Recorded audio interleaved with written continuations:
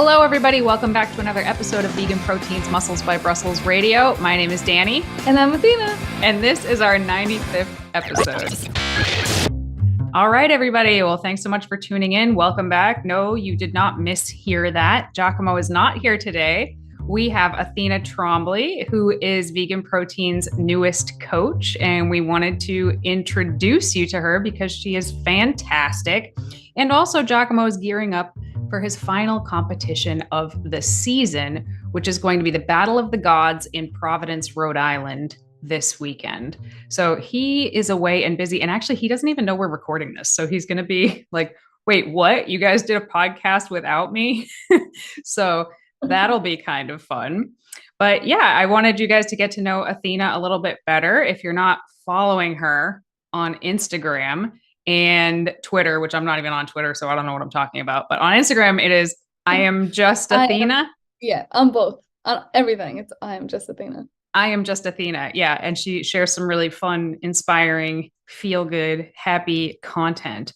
So you should go check her out. Athena has a very interesting backstory. So I know that when I was like looking into you, like, oh, I think she'd be a really good coach. And then it's like, oh, she's pretty young. I don't know, because she's quite young. But then I started like learning more about you, and you have a lot of life experience that I think people like twice your age don't have. So first, tell us a little bit about yourself. How old are you? Where do you live? How long have you been vegan? All that fun stuff. All right. I live in New Jersey, but I'm from Michigan originally. And I've also moved around a lot. So I've lived in Germany, Ohio, Idaho. I think that's it. I'm 24 years old, and yeah, I hope that most people twice my age have not had the experiences that I've had, actually. That's fair. That's fair. In terms of that, but yeah, that's yeah. Yeah. So if you want, well, first of all, how long have you been vegan? Oh yeah, I forgot to answer that. I've been vegan for 4 years. It'll be 5 years in February. Cool. And what made you go vegan? I'm very curious. Okay, so I feel like I have to tell my backstory because it's kind of like all encompassing. But basically, I had surgery. I gained a bunch of weight from the surgery. I was vegetarian actually first. So I went vegetarian when I was 14. And that was for the animals, for animal rights, but I didn't know anything about the dairy industry. I did not know anything about the egg industry. And I kind of stayed ignorant to it. I mean, I was young, so I feel like I could have done more research and I just didn't. But after I had surgery, I gained like 25 pounds of fat because I was on steroids and I was just not able to move around much. So then I looked into the vegan diet at first for, well, I say vegan diet, but vegan lifestyle. I looked into the vegan lifestyle at first for more of like to lose fat from the surgery, more of like health-wise. I was looking at definitely from a health perspective, but then I wasn't really sticking to it. So I started looking to the ethical aspects of it because I really just didn't know anything. And once I did that, I realized that the dairy industry and the egg industry and the honey industry all suck. And I did not want to be a part of that. So that made me like solidify my decision. Right when I learned about that, I watched Dairy is Scary on YouTube, which is like a 5-minute video. And I was like, okay, no, I'm vegan. There's no kind of vegan, sort of vegan, like I'm vegan. So yeah, it was definitely right now it's all ethical. I'll always be vegan for the ethical reasons. But I originally went vegan for the health aspects. Yeah, I think that's really common. That's actually 𝐾𝐿's story too. Well, different like entry point, but he went vegan for health and then eventually like kind of stumbled into the animal rights ethical side of it. And yeah, I do think that solidifies it. Like for me, I feel like once you see it and know it, you can't unsee it or know it. So I'm always really like kind of surprised and confused by people that go back. You know what I mean? But anyway, I did totally jump the gun. I was trying to like warm up the audience to get to know you a little bit by asking about the vegan thing first. And you're like, nah, no, it's all stems back to that thing. So yeah, why don't you tell your story? So something really major happened to you when you were just 18 years old. And why don't you talk about that? Okay. So in May 2016, I graduated from high school, and in August 2016, I went to an eye appointment for glasses. I went for a run one day, and I kind of just did the eye test. You can't see me, but like I just like covered one eye, covered the other eye, looked at a stop sign, and I noticed that my right eye had become a little bit blurrier than my left eye. It was not a significant difference, but it was enough to where I was like, oh, I could wear glasses. Like that would be cool. Like I thought it would be cool to have glasses. That's I so don't know why. cute. Yeah, it was whatever. I mean, it was a really good thing that I thought that because I went to the eye appointment and 3 weeks later I had my appointment. And basically, she did some tests and she put the liquid in my eyes so that I have to get so that my eyes were dilated. I don't know what test she did exactly, but she basically right afterwards was like, "Hey, you need to go to the ER like immediately. Call your mom. I already called the ER. They know that you're on your way." And I was like, okay, why? But she couldn't really explain. She just said that my active nerve was swollen and that they're like I needed to be seen. So I went to the ER and my mom met me there, of course. And then I had a CAT scan, an MRI, and a doctor came in and told me that I had a brain tumor. It was really sucky. It was very scary. It was not fun. I It really happened so quickly though with this surgery that it wasn't as emotional as you would kind of expect it to be because the first surgery, I mean, it happened so quickly. Like, how much Um, time was it between you going to the ER and having this surgery? I was supposed to have the surgery the next day, but there was a trauma patient who needed emergency brain surgery from like a car accident or something. So I actually had surgery the following day. So it was like within 2 days I had surgery. I had my entire family there because I was in my hometown and it just happened really quickly. And so the surgery that I had is called like endoscopic. I don't know how to say it, but basically he went to the top of my head, poked some holes into my membrane to allow my spinal fluid to flow because the tumor that I had was blocking the spinal fluid to flow, which caused hydrocephalus. If anyone knows what that is, Yep. is life threatening. So that's why I needed to be taken care of immediately. Yeah. And I don't know if you want to say that. I could probably just keep going. Yeah, no. So you had this first surgery and they didn't remove the tumor, right? They just relieved basically the pressure around your brain, more or less. And they were just like, "Oh, we're gonna wait and see now." Was that kind of the gist? Yeah. Yeah. So Like, they how were you expected. feeling at that point though? Like, "Oh, cool. Thanks for drilling a hole in my head, but I still have a tumor and we're just gonna sit on that." Like, that must just that alone sound, I mean, I would be anxious forever just with that. Yeah.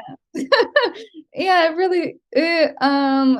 I was hopeful because the neurosurgeon, he had suspected that the tumor had been there for a long time. He assumed that it had, I don't know based off of what, but he just kind of assumed that it had been there a long time and he did not expect it to grow at all. So I was, of course, very nervous to have it in my head and know that it was there, but I was relieved to hear that he didn't think anything of it. I was relieved that like he thought everything was going to be okay. And the reason that he did not remove the tumor is because it it was too risky to remove. Like it just didn't make sense to remove it at that point if they didn't think it was going to grow. So yeah, I was scared. Yeah, That's the I best way to bet. put it. I was very scared. And then And it what happened wasn't after that? so I was supposed to be moving to Germany the day that I had my surgery. I think it was the day I was having my surgery, or I was supposed to, or the movers were supposed to come, one or the other. But I was supposed to be moving to Germany, and I was devastated after my surgery because they basically canceled the orders and said that I couldn't go any longer. And that actually brought on more emotions than the tumor. I like cried my eyes out because I was already so overwhelmed from having the surgery. and then getting this news that I couldn't move somewhere that I was so excited to move to for like over a year. This was like in the making, in the planning.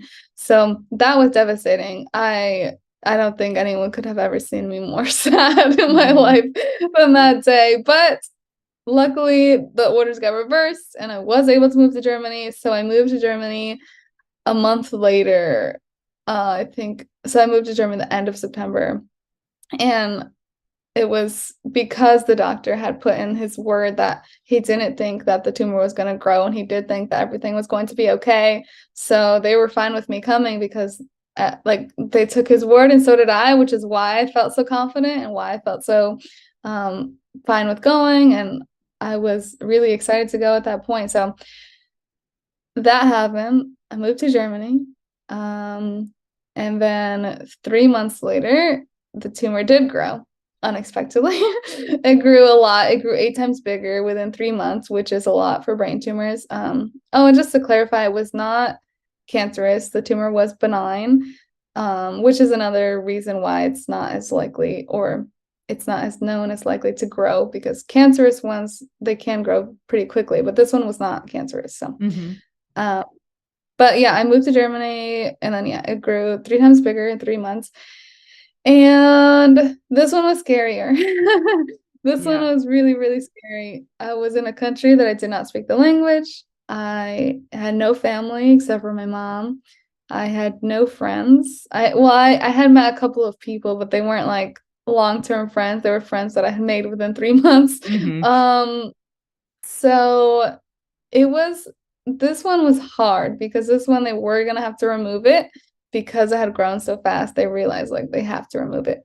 So they were confident, or my neurosurgeon, who was awesome, shout out to Dr. 𝐟𝐸𝐵 in Germany, but he basically said he wanted to do the surgery. He's like the head neurosurgeon there, and he had to go on vacation. So he had to go on vacation for 2 weeks. So I had to wait for 2 weeks to get my surgery done. That is so brutal. That's brutal. Yeah, it's brutal. But he needed to do his thing.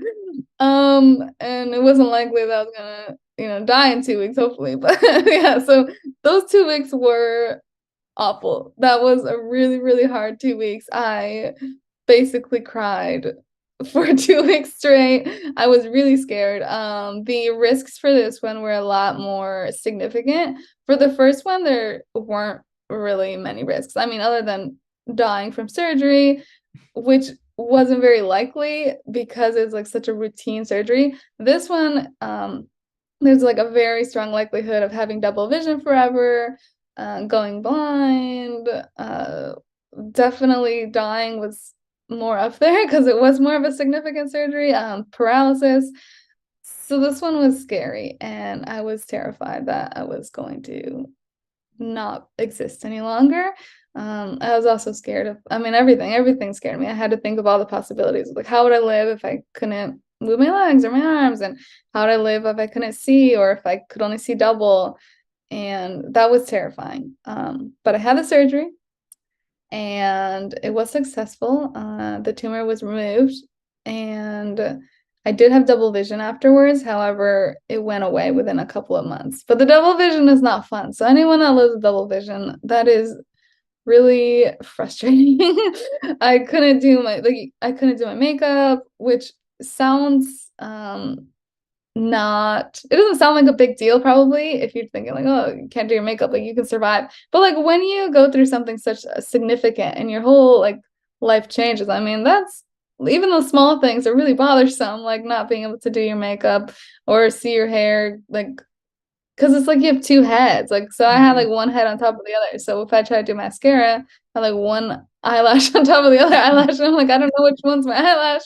Right. And it could be really overwhelming. I bet even writing was super hard. Like, I'm trying to think of signing on a dotted line. Like, how could you even do that if you see 2 lines, Yeah, everything is hard. Like, reading was hard. Like, going on social media is hard. But luckily with double vision, I could close one eye and I could see fine. Okay. So I wore an eye patch for a period of time, and eventually I did get glasses for double vision. But by the time I finally got those, it kind of was starting to fade away. So yeah, that happened. And then what was And other than the double vision, what was the recovery like from that? Did you have to like relearn how to do anything again, like walk or move your body or anything like that? yeah, that's a good question. In terms of brain surgery, I actually would say I've had it very lucky, which you would think that's the luckiest thing I could think of, is that I had it lucky in terms of brain surgery. So the first surgery, I didn't even kind of explain that recovery either. It's like that one was so easy. That's how I was able to move within a month. Like I was out of the hospital within 24 hours of the surgery. I was walking fine. I was talking fine. I couldn't work out for 6 weeks, and that was the only limitation basically. Otherwise, I could do everything normal. He literally just went into the top of my head and poked holes, and apparently that left me fine. I was totally fine to do everything. I could talk fine. I was just really tired.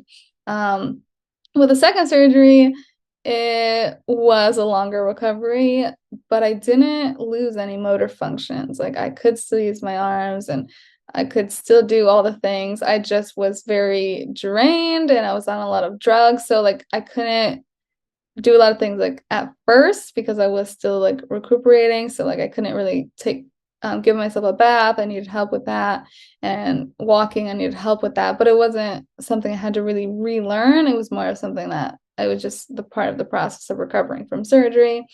I was a lot more drained. I could not really do much. I could like walking around the table was my excitement. I was like, woohoo, like this was so exciting. I couldn't even wash my hair because I wasn't allowed to. But like, physically, I just couldn't do a lot of things. Mm-hmm. And I was mostly just tired, but I also couldn't sleep, and that sucked because I was on steroids, which is part of how I gained a lot of weight. Going back Mm-hmm. to the vegan question. Yeah.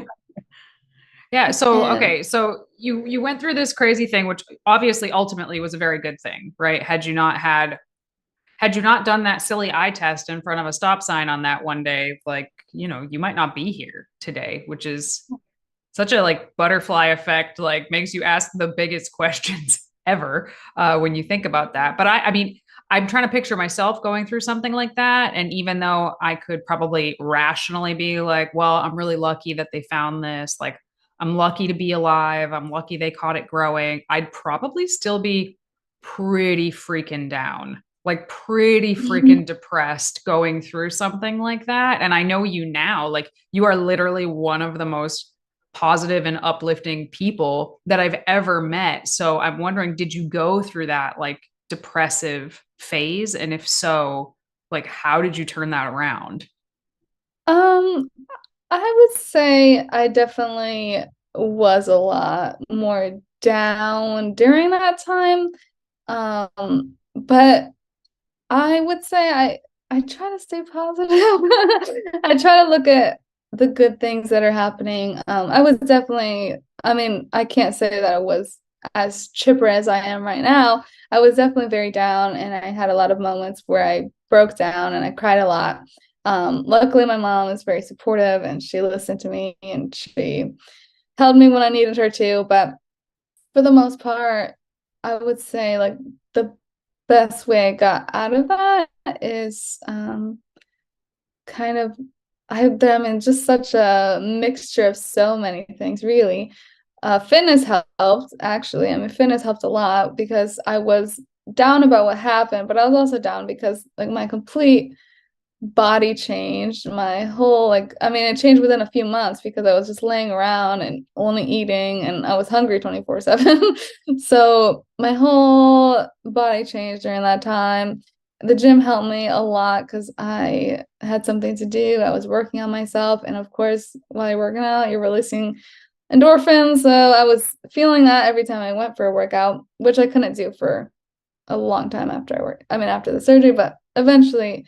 And just like reminding myself that I'm alive consistently, and that's something to be thankful for. Like, even if I can't be thankful for anything, I could be thankful for the fact that I'm here. Mhm. It sucks what happened to me. It sucks that it happens to people. And like, it's kind of just something that I had to accept. And that's kind of how I brought myself out of it, more of just coming to an acceptance of like, this happened. And there's nothing you can do about it. It's going to be a part of your life, and that's okay. And you don't have to be okay about it all the time. You can still cry about it. But it happened, and like there's nothing else I can do but just keep on living, and living in a saddened state consistently isn't going to change anything. It's still going to have happened. So if I can't change anything, I can at least change my mood. I can change what I focus on, where I put my thoughts, because I can't change the fact that it happened. I mean, it happened. So I think just bringing myself to the reality of like, okay, you just have to accept it. And that's not easy, and it takes a long time. But I think once I finally came to terms with like, this happened and that's all there is to it, I kind of just let go. And that doesn't mean I still don't think about it or I still don't get emotional about it. I just let go in the terms of like letting it control me, because there was moments where I was like, why me? And like, why would who's doing this to me? Like, why is this happening? It's not fair. Like, I definitely had lots of those thoughts. And at the end of the day, life isn't fair. It's not fair. That's so true. And that's something that I have had to come to terms with for probably like the last 20 years, is like my teenage years, especially, just being so mad at how things weren't going, like the world was not a just place, and I was mad about it. And then I realized, like, now that the world is just not fair. Like, it's some bad things happen to good people, good things happen to bad people. There's nothing I can do about it. But for you, it's like, whether you realize it, whether it was like a moment where you were like, I am making a choice, which it probably wasn't a singular moment, but you did make a choice. You could have just kept wallowing in self-pity, and nobody would have faulted you for that either, right? Like, nobody would be like, freaking Athena, such a bummer with her brain tumor. But you didn't do that. You didn't wallow and just sit there. You made a choice to deliberately try to live differently. And I just think that that's really, really, really awesome. We all like to think we would make that same choice, but I don't know that many people would. So I think it's really cool. You said like fitness helped you. Was there, I mean, I know you're like huge into meditation now, but I don't know if you were back then, or if that was something that helped you, or anything else along those lines. No, I was not into meditation back then.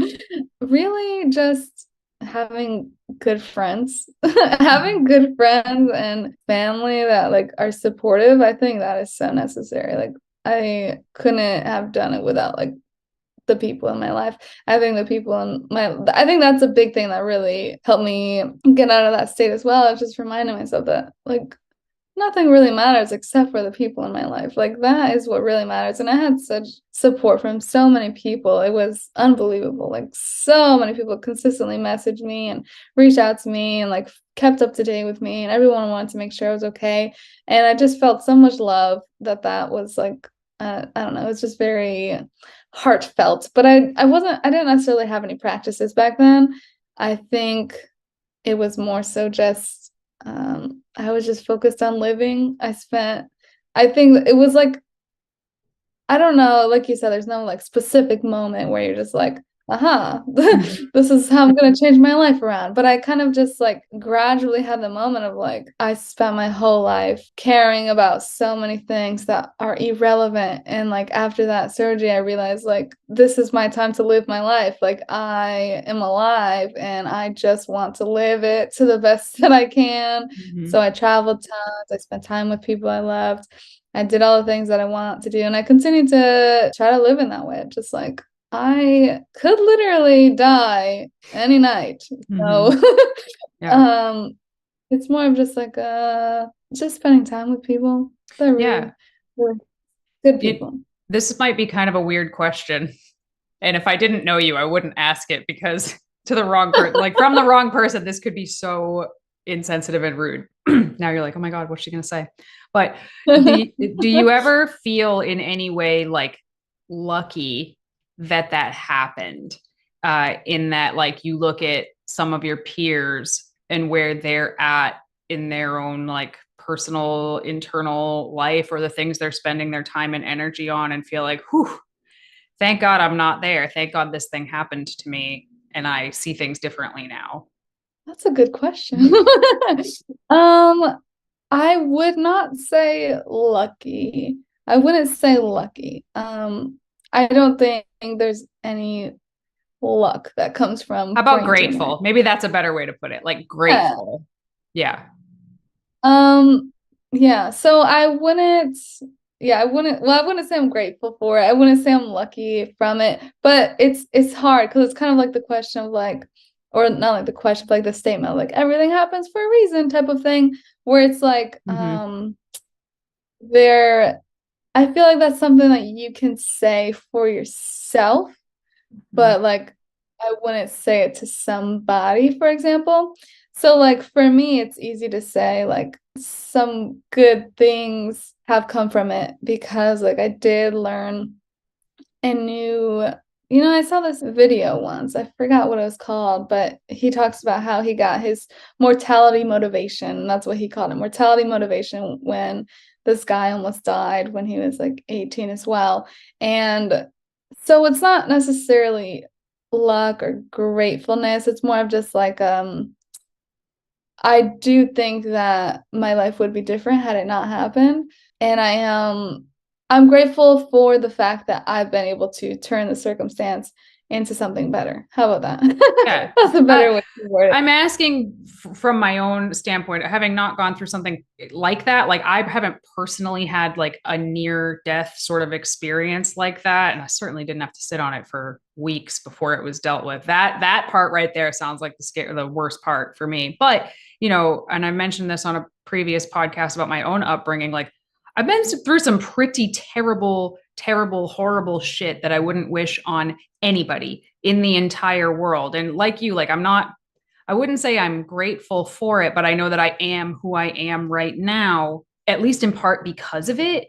And for that, I guess I am grateful because I like who I am now so much. And I feel like without those experiences, I might be almost like a more shallow person, I guess, maybe. Although, I'd also probably be less traumatized, which might be nice. I don't know. But, I just feel like I wouldn't be me, I'd be somebody else. And I think that, the things that you've been through, I think make you an incredibly insightful and empathetic person, and definitely a coach. Like that's obviously, I didn't even know about the surgery when I like learned who you were and started following you and all of that. I was just like, wow, this chick is awesome. And then I learned about it. I was like, you've got to be kidding me. Like, holy crap. So, yeah, but I think the empathy that you can gain from going through something really, really terrible, I guess, is kind of something to, I mean, if it's going to happen to you, you might as well make the most out of it and get the most out of it. Right. Does that make sense?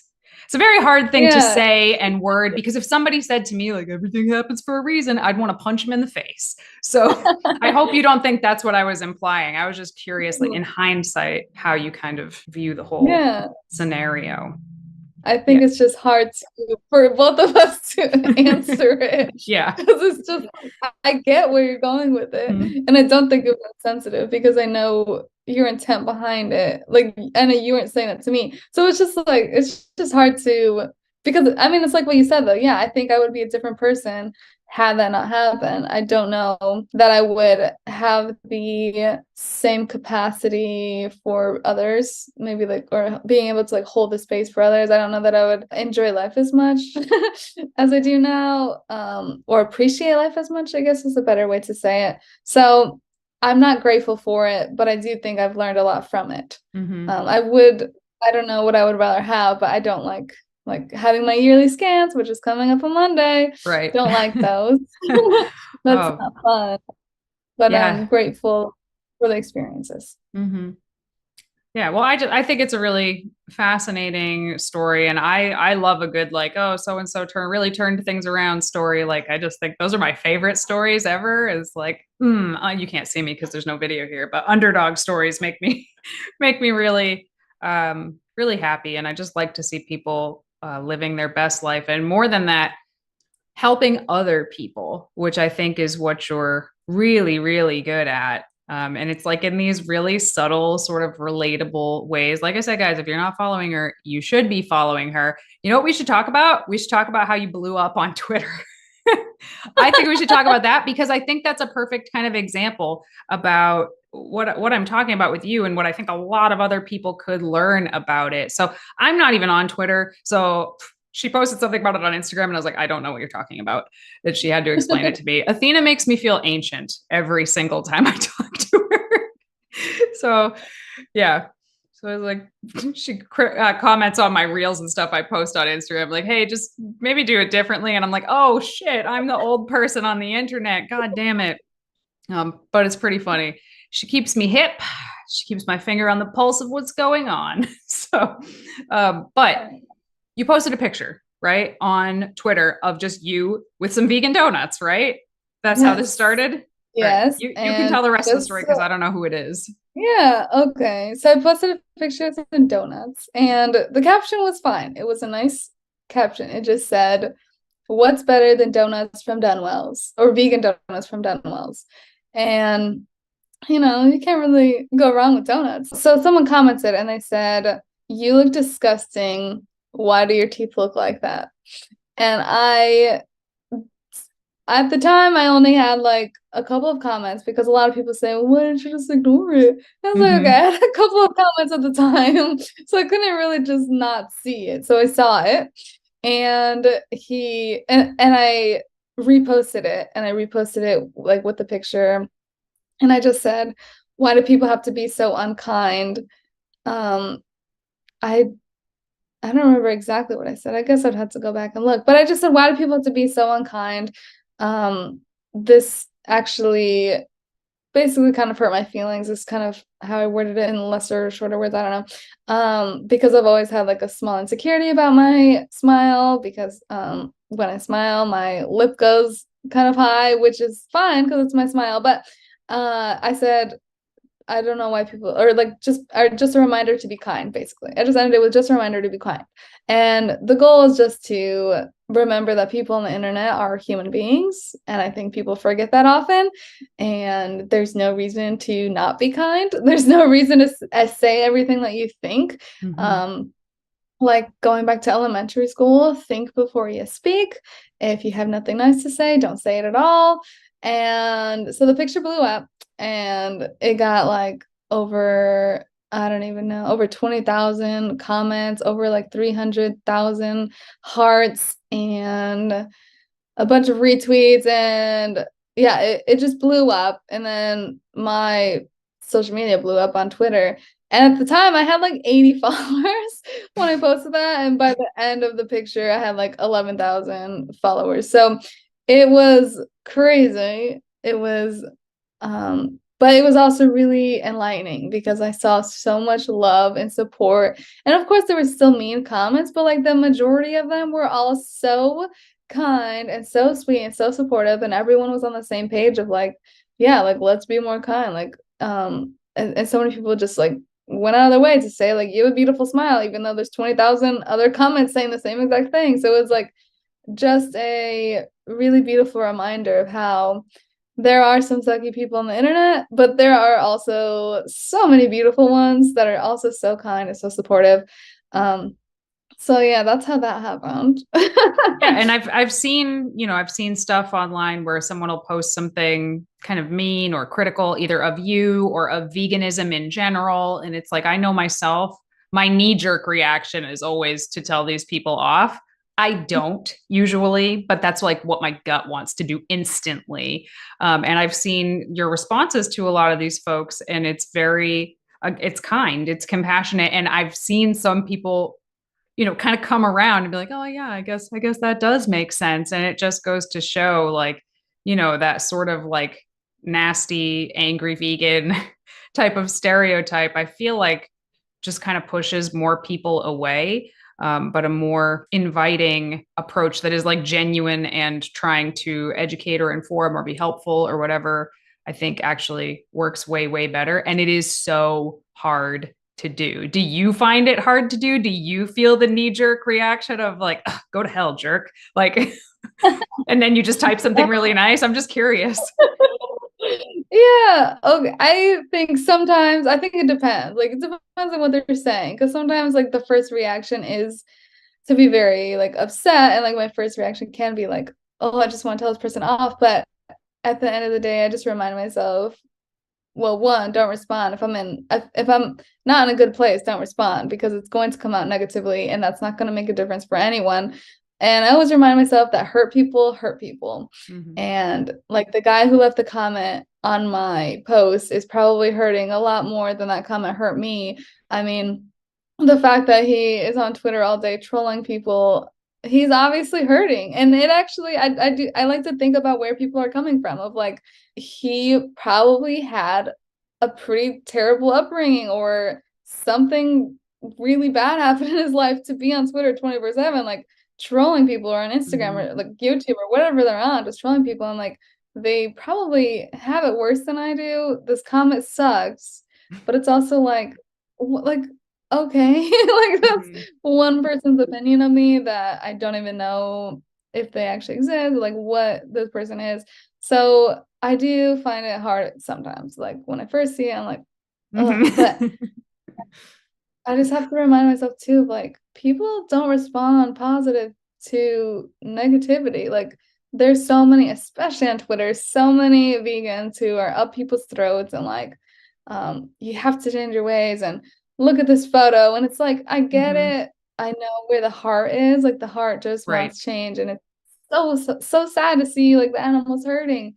But like that doesn't change people's minds. I've had more conversations with people just answering like to a mean comment if like they'll comment on veganism, so like, oh, that's gross, I'll just ask them, oh, so why do you think that's gross? Like Mm-hmm. just talking to them like a normal Mm-hmm. person, and they respond like, oh well, I didn't think you were gonna respond, I just I don't know, it just looks gross, it's not me. And it's like, oh, okay, so does that mean it's gross because you've never had it before? And they're just like, they'll respond to you if you respond to them compassionately most of the time. Mm-hmm. Yeah, I think it's just the better route is always to go kindness. And some people won't be kind back, and that's okay. You don't have to Mm-hmm. talk to them and you don't have to respond to them. Mm-hmm. Yeah.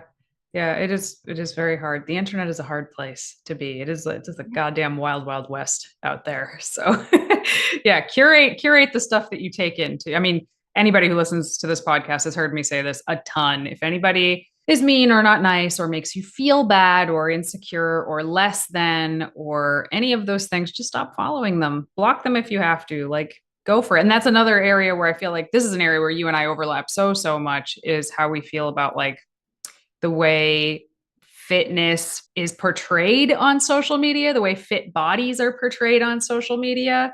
And I know those have been, at least within our like coaching circle of our clients, those posts that you make about like, hey, real bodies look like this. And of course, real bodies look like all kinds of things, right? But I know that those posts have been so helpful to some of our clients who are just so used to just seeing influencers in a very specific way. Can you talk a little bit more about that for you? Yeah, I think like when I noticed a long time ago that like I was following a lot of people that made me feel really insecure. And I was like, well, one, why am I following people that make me feel bad about myself? And then two, is it their fault? Like, why do I feel bad coming to their page? So I try to reflect on both of those aspects. Like, is it really them or like, and what's happening here? Like, why don't I like it? So I just unfollowed people, like you said just a second ago, that didn't make me feel good. And whether that's because of insecurities or whatnot, it still made my life better because I'm not feeling that often as much anymore. And then I also started following people who post kind of like their post photos and their non-post photos, which is where I got the idea to do that occasionally. And it made me feel really real, and it's just a nice reminder of like, oh, like that's fake. Like Instagram is mostly fake. Mm-hmm. Social media is mostly fake. Like so many people are just posing and they have good lighting and it's not real. Like it's not realistic. Or if there are some people with like bodies of gods, and they either have worked for it and or they are genetic gods and they look really great, and like that's awesome. But the majority of people don't look like that. And I think people forget that because I spend so much time on social media and not enough time outside. Like what like we've talked about before of like, are you comparing yourself to the people on social media, but you're not comparing yourself to the people on like Walmart or Target Hmm. or literally anywhere. Like Yeah. literally go outside, look around, and those people don't look like gods and goddesses. Like that's not realistic. It's not real. Instagram and all social media is people's best of the best. So I try to occasionally post things that are just not my best of the best because I want people to feel like they can relate to me. And I don't use filters anymore. I used to use filters all the time, and I realized like that's just not me. Like I look too damn good in this story, and I don't look like that in real life, and that's okay. Hmm.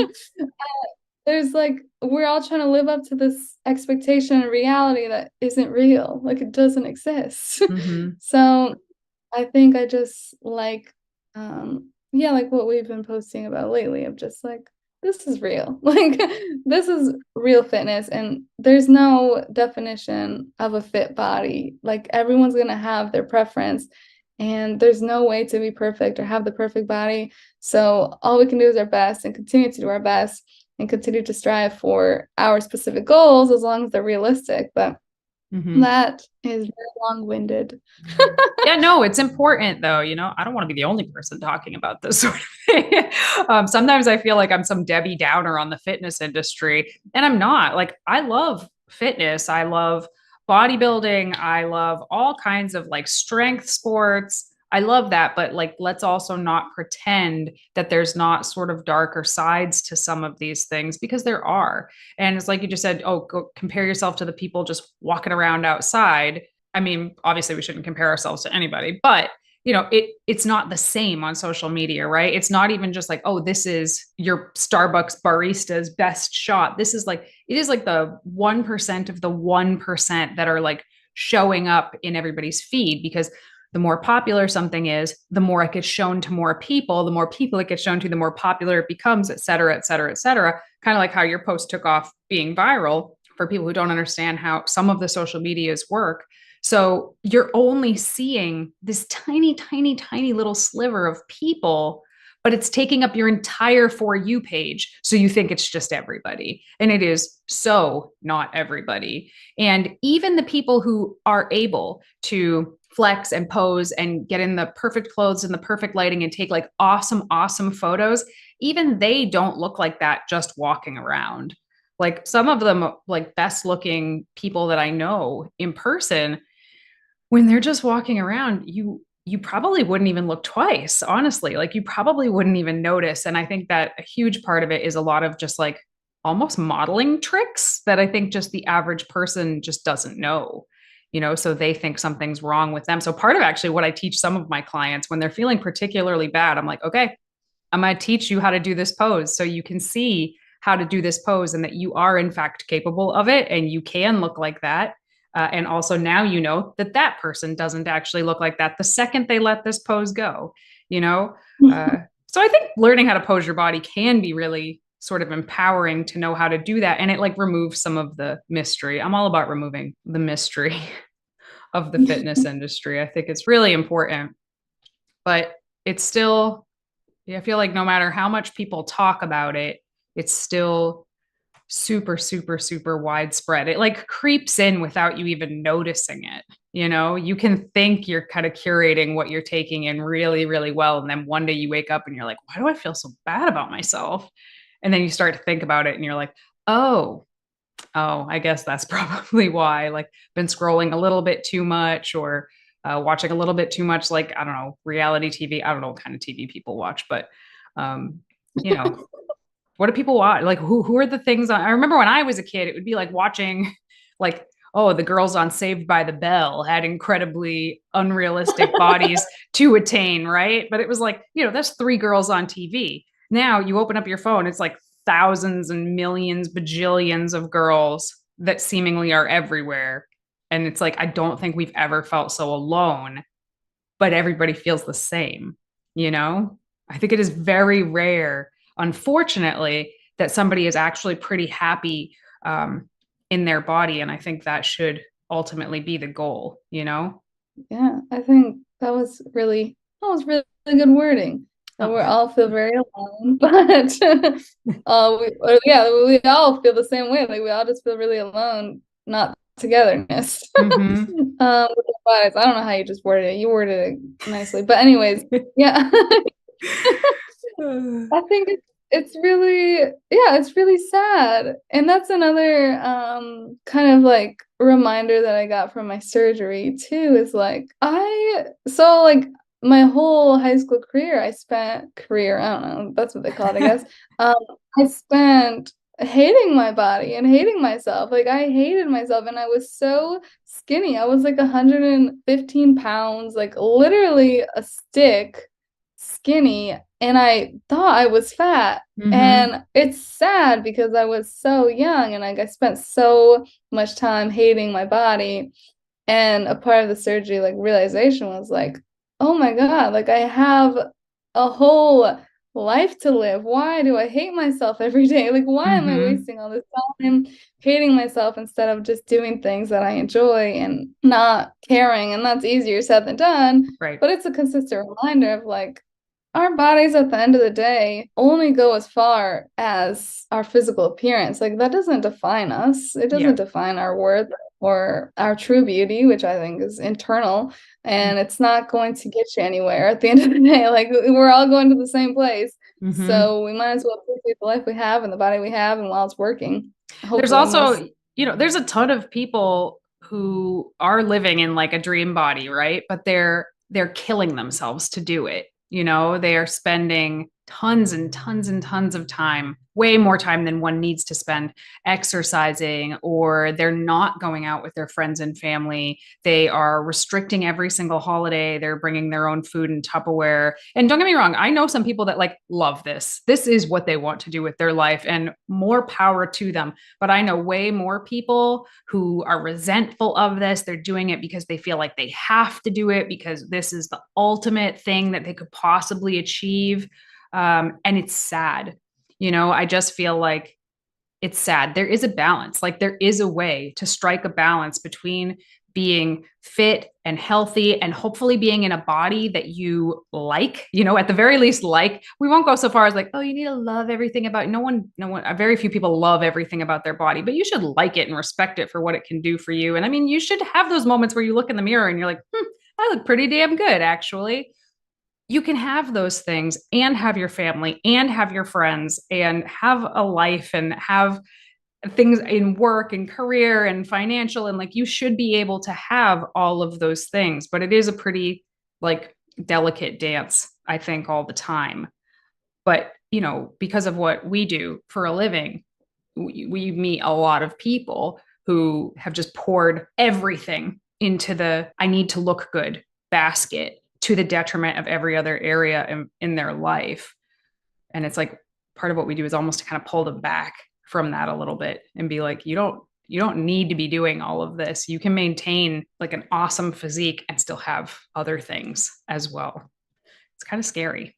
Yeah. And it is hard to talk about from our perspectives because there is a balance of like, I understand people want to have physique goals, and that's good and that's fine. And also, don't make it your entire life. So it's hard. It can be hard to word things because like you said, it's like I don't want to word it in a way that's like demeaning someone. That like this is their main goal, but it's also like just remembering to also live. Yeah, that's all that there is to it. Yeah, and I also never want to make it sound like, oh well, just settle. Like just settle with where you're at right now. Don't push. This is it. Deal with it. Accept it. This is as far as you're going to go, kid. Like, I don't feel that way either. I feel like you can get like a pretty rockin' physique. Actually, you can do it. There's strategies to put in place to make it sustainable. That's all. I always have to be very careful about that. Like, I don't want people to just not try because of the stuff that we're saying. Like, no, try, do the things, but also check yourself, so you're not doing too much. I don't know. Yeah. So we didn't talk about the success that we planned on talking about today, but I think that's okay because I think we talked about a lot of really good things once we finally got Zoom working.